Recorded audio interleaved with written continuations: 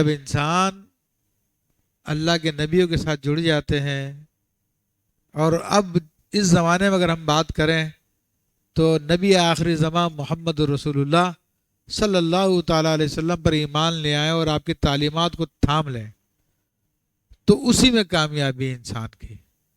اس کے علاوہ اور کوئی راستہ اختیار کر لیں، اس راستے میں کوئی بھلائی نہیں ہے۔ جس طرح کہ نوح علیہ السلام کی قوم کے اس واقعے میں ہمیں یہی درس ملا کہ اللہ کے رسولوں کے ساتھ، اللہ کے نبیوں کی تعلیمات کے ساتھ اگر جڑ گئے تو کامیابی ہے۔ اور یہ اتنا باریک راستہ ہے کہ نبی کریم صلی اللہ تعالیٰ علیہ وآلہ وسلم نے ایک مرتبہ زمین پہ تشریف فرما ہوئے اور آپ نے ایک سیدھا خط کھینچا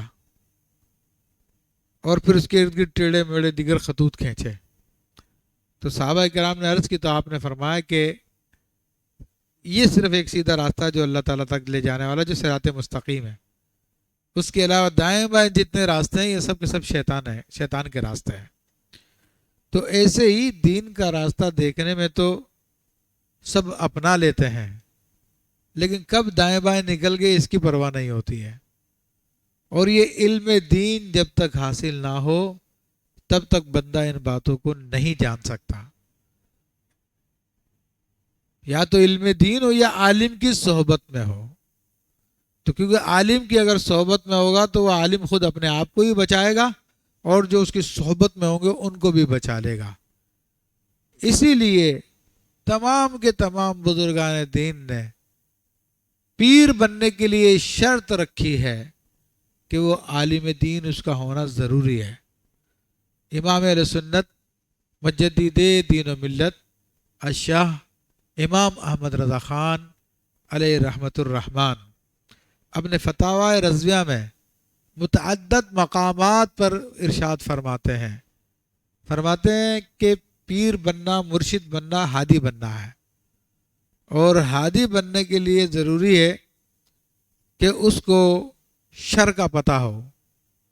یعنی شر سے کیا مراد ہے کہ کفریات کا پتہ ہو۔ آپ فرماتے ہیں صدہا ایسے افعال ہوتے ہیں، ایسے اقوال ہوتے ہیں کہ بندہ جن کے کرنے سے کفر میں داخل ہو جاتا ہے اور اس کو پتہ بھی نہیں چلتا۔ آپ لکھتے ہیں فمن لم یعرف الشر فیوما یقع فیہ، جس کو شر کا پتہ ہی نہیں ہے تو ایک دن ضرور اس میں گر جائے گا۔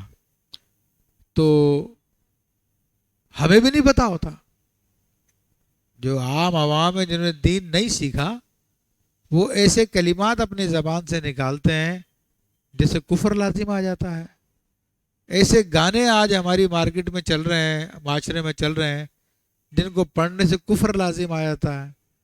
ایسے ایسے افعال ہمارے یہاں پر کیے جاتے ہیں جو کفر کے ساتھ متعین ہے اور وہ ہمارے یہاں پہ ہو رہے ہیں۔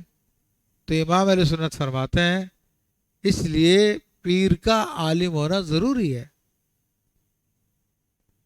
کیونکہ فرماتے ہیں کہ اگر وہ کفر میں پڑ جائے گا پھر توبہ نہیں کرے گا، اور توبہ کر لے گا تو پھر کیا اتنی توبہ کرے گا کہ خود نے توبہ کر لی۔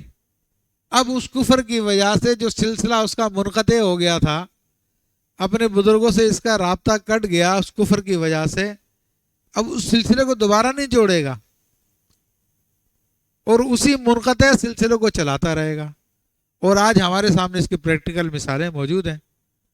لوگ آئے دن کفریات بکرے ہوتے ہیں، جب ان کو کہا جاتا تو خود توبہ کر لیتے ہیں۔ بس وہ جو سلسلہ منقطع ہو گیا تو اب تو لازم ہے کہ سلسلہ منقطع ہو گیا تو کسی اور سے مرید ہو، اس سے خلافت لے، پھر سلسلہ چلائے، اب پرانا سلسلہ نہیں چلے گا۔